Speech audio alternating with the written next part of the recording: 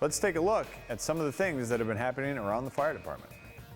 This summer, LFD responded to a large fire at the Friendly Host Motel near I-35 and County Road 50, just south of Mills Fleet Farm. Because of the size of the fire, we were assisted by firefighters from Burnsville and Apple Valley. The fire started in a unit on an upper floor, but it quickly spread to much of the building, and there is damage to the entire structure. All the guests did escape from the building and were relocated by bus during the incident. The investigation is complete and the cause of the fire has been ruled as undetermined.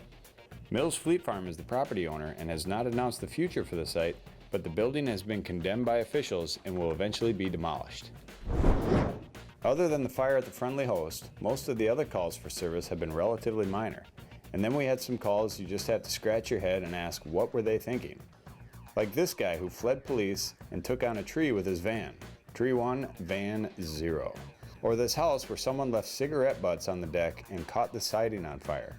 And then we had a kid who rode his mini bike onto the road and right to the side of a passing vehicle. Don't worry, he'll be okay.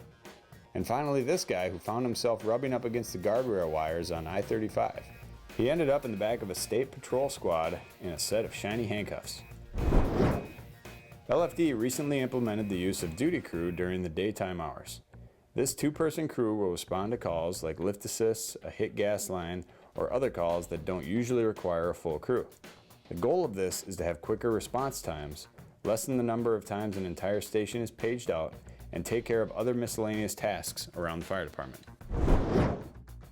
It's been a few weeks now that the double-lane roundabout has been open. While there has been some minor accidents, no major incidents have occurred as drivers get used to this new traffic control device. Here's a few tips to properly using the roundabout. Know which direction you will be exiting before entering and then pick your lane. Yield to all vehicles in the roundabout. Once you enter, stay in your lane. And don't forget to look for pedestrians before and after driving in the roundabout. The roundabout is very effective moving traffic if everyone follows these simple rules, has their full attention on driving, and keeps their speed down.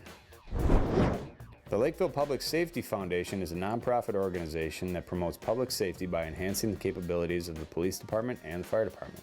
They provide financial assistance for community-based public safety programs, events, processes, and non-essential operational tools through donations from citizens and corporations. The foundation held their first annual Police and Firemen's Ball back in September to say thank you to the individuals who keep our communities safe every day.